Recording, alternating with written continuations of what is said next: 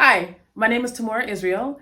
I'm the CEO of Community Productions. We are a multimedia production company that tells BIPOC, which is Black, Indigenous, People of Color, and LGBTQIA plus stories through film and performance.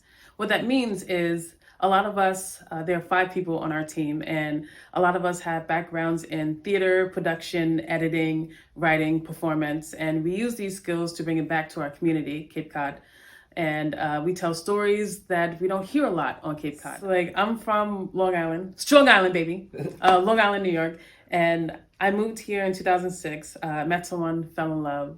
I moved here, we got married, didn't work, and I stayed. I moved here in 2006. I dropped out of school in 2001 in New York, made my mother very upset. And then I went to night school for a while.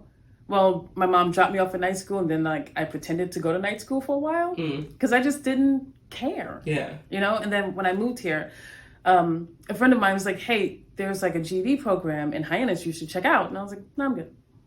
And like every time I saw this mofo, every time he's like, "Did you get your GED yet?" No, man, we just had this conversation. Like I don't need it. Like I'm a waitress. Like I'm making money. I'm good. Yeah. And he just wouldn't stop. And eventually I was like, you know what? If you will leave me alone, I'll go get it right now. If you would just stop asking me. So he was wonderfully annoying. And I went to, what's it called? Well, back then it was called, it's called HiSET now. Can't remember what it was called back then, but I got my GED on Main Street in Hyannis. Oh, nice. Yeah, that was really, really gratifying. Yeah. And then I went on to college, to 4Cs. Yeah. And I didn't even think I could go to college, or that wasn't a possibility for me. Yeah. And that's really where like my activism and being a performer, that's 4Cs is where a lot of this started for me. So the Arts and Justice Collective gave us a grant to create this documentary about Hyannis Main Street, about what it used to look like, what it looks like now, and what we want it to look like in the future from the perspective of underrepresented communities, which is something we don't hear a lot and something we're really interested in. It's why we wanted to do it.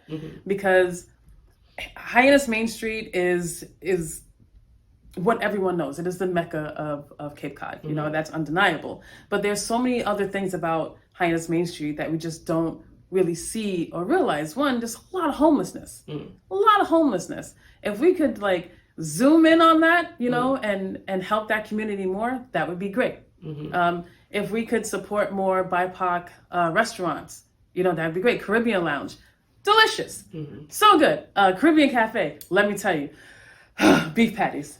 I want to see art made by people who look like me, who live here. And I think that's something that we're starting to see a lot more, especially with the Cordial Eye and their space on Main Street. That's something that I thought was really interesting and our team thought was interesting. So we talked to 7 different local underrepresented communities, people of color. And they just told us what it used to look like. And from what they told us, Cape Cod Main Street used to be more centered on artists and people who are doing music and art. There was a place that almost everyone talked about, which was the Prodigal Son. Almost every person who lived here for 10 years or longer talked about that place. I think people come to Cape Cod out of curiosity. Yeah. It is definitely a vacation destination. I will say that I do not think that Cape Cod needs tourists in order to be profitable. I think we could be fine all on our own.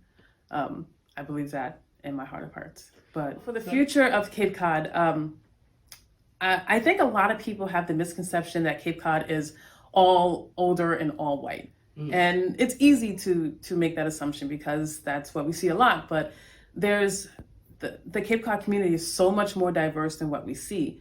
We were talking earlier, like the high school is like 75-80% BIPOC. Like there's so many, people of color on Cape, and they just happen to be spread throughout different parts of the Cape. So what I see for the future are these communities coming together, and it's what we're trying to do, to bring all of us together so that we can have not just a space, but like kind of like a revolution, like an artist revolution, to just build and create and do it together in a space that we feel comfortable doing it.